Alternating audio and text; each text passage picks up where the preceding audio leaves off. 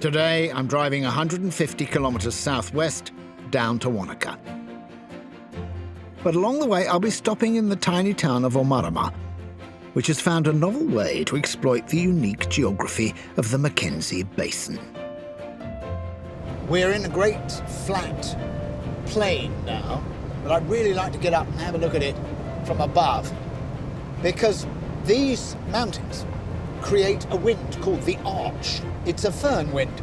Blows in from one side, it's cold, it's lifted up, and then it gets hot updrafts from the other side. And that makes perfect weather for gliding.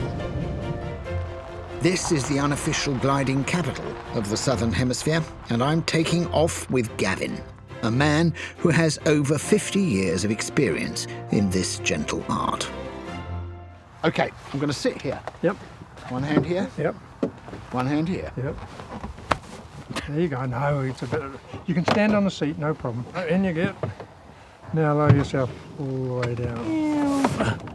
I hope that's the most difficult thing I've got to do. Yeah, it is. You need to be comfortable at this point. I'm comfortable.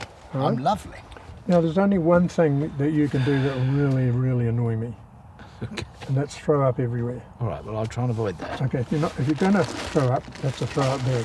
Okay. I don't mind you throwing up. Just as long make as you sure do it that in I the bag. aim it well. Once we're shut in, we're going to be taken up on the end of a rope by a tow plane, sitting in what feels like little more than a see-through casket. There we go, we're in the air. We are indeed, very beautifully in the air. So how did gliding develop here? Well, gliding's happened in Omarama for a very long time, like about 70 years. And it was discovered by my English uncle Philip, and in 1953 he flew an old wooden glider to 33,000 feet in the lee of Mount Cook. And that was really recognised worldwide, and it's what set up Omarama as a gliding environment. We've climbed to 4,500 feet above the airfield, and it's time to go it alone. Okay, I'm going to release here. Yes. And say bye-bye to the tow plane. Thank you.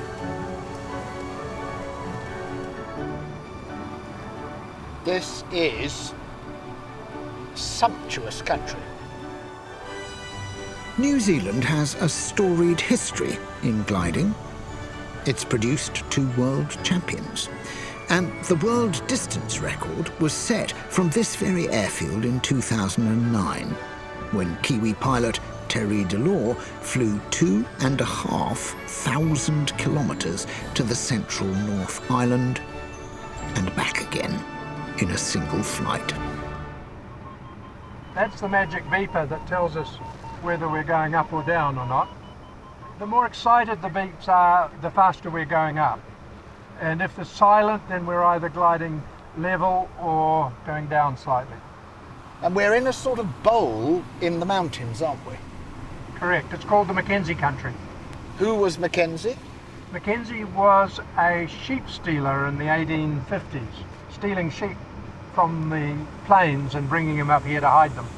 So the Mackenzie territory, amazingly, was like a sort of secret valley, but a giant secret valley. Gracious, Gavin, what a sight this place is. Now hear the beeper just coming as we come into this little bowl beside the rocks. The wind is just blowing up the bowl and lifting us gently up. Your skill is knowing where you might find that wind in exactly the right direction. And avoiding hitting the rocks. What's wonderful is we're above, but at the same time so close to the contours of the mountains. And so quiet. I've done so many flights on this trip in helicopters and seaplanes, but this is the first time I've really felt that I'm sort of soaring above this. You're just so liberated in the glider. It's amazing.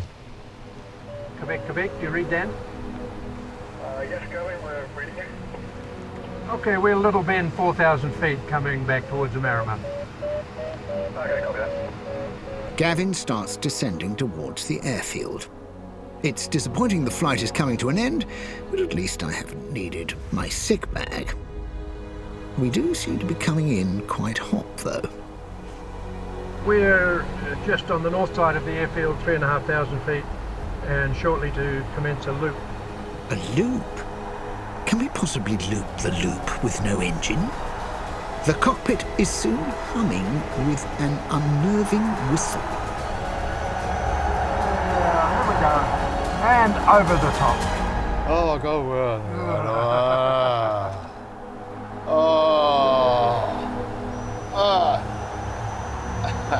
I have to say, Gavin.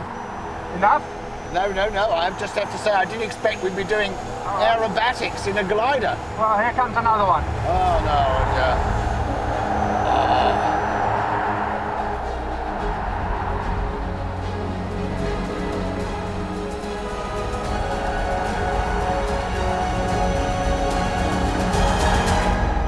How was that?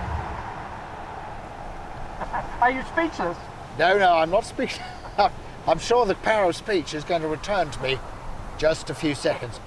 What people don't generally understand is even the hardest stomach finds some of this upending pretty disconcerting.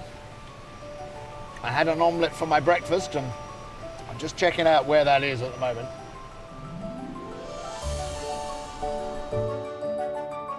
We're landing now.